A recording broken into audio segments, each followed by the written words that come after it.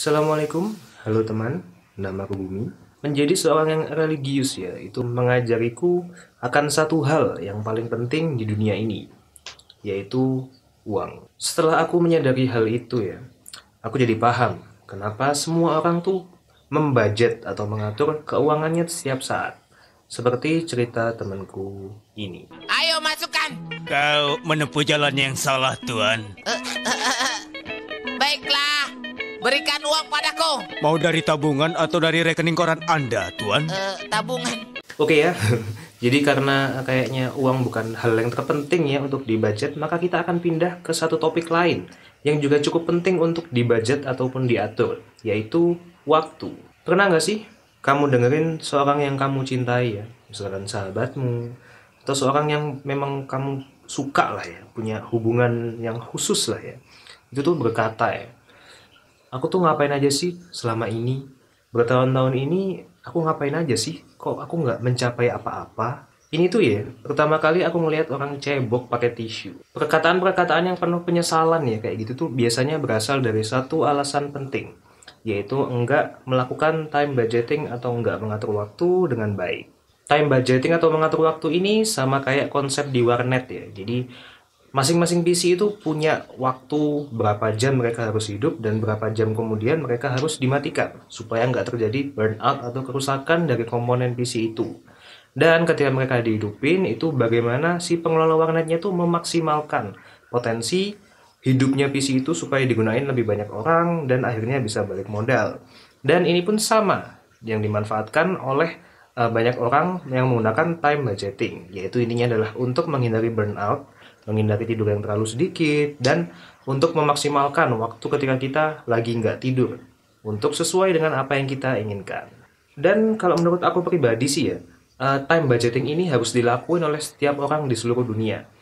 Dan perlu diingat bahwa time budgeting ini nggak selalu mengoptimalkan waktu untuk kerja, dan kerja. Tapi justru mengoptimalkan waktu sesuai dengan apa yang kita inginkan, kita jadwalkan, yang itu dijadwalkan dari kerja, terus relaksasi, dan hubungan sosial dan lain-lainnya.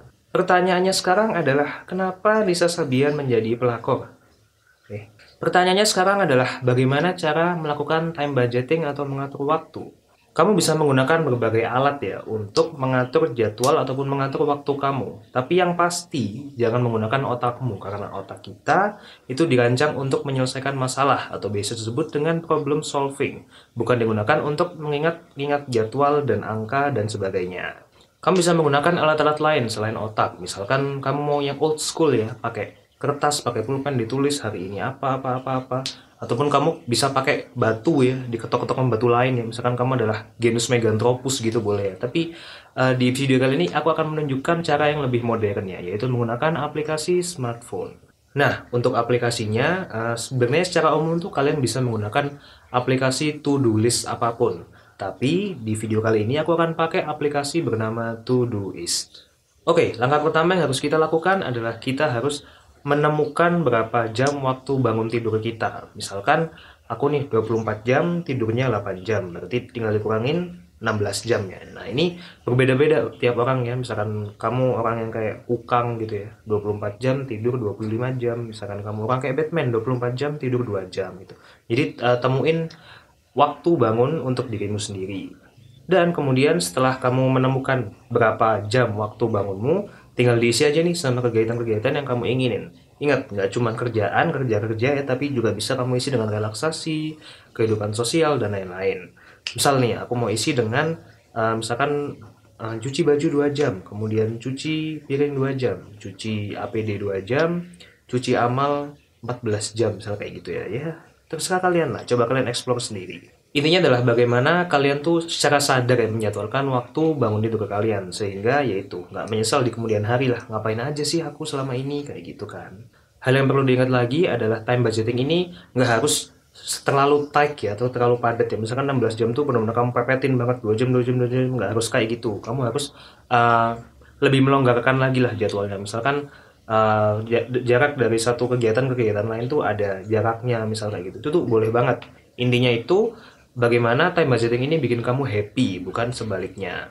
Alasan juga kenapa kok harus dilonggarin ya time budgeting ini adalah karena misalkan ada agenda-agenda yang tiba-tiba mendadak harus dilakuin. Nah, itu bisa dimasukin ke slot-slot kecil yang udah kita siapin karena kita nggak sepadat itu melakukan time budgeting.